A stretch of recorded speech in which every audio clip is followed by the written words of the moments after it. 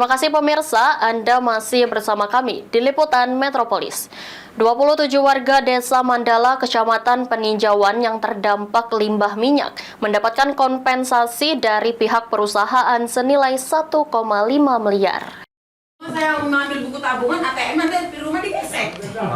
Setelah melewati proses cukup panjang melibatkan semua unsur termasuk Forum Koordinasi Pimpinan Daerah OKU, akhirnya 27 warga Desa Mandala, Kecamatan Peninjauan yang perkebunannya terdampak limbah minyak. Pihak perusahaan yang beroperasi di kawasan Desa Mandala, Kecamatan Peninjauan itu mengungkapkan kompensasi tersebut sudah disalurkan pada Jumat lalu dan penyaluran langsung diberikan melalui rekening masing-masing warga yang terdampak.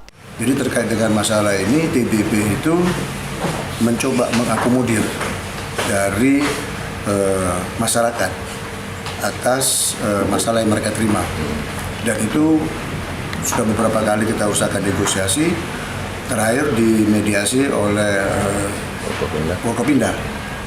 Nah, di dalam Forkopimda itu ada beberapa negosiasi karena pertimbangan untuk hubungan baik antara TBP dengan masyarakat, hubungan jangka panjang, maka diputuskan pada saat rapat itu adalah 1,5 miliar harus memberikan kompensasi.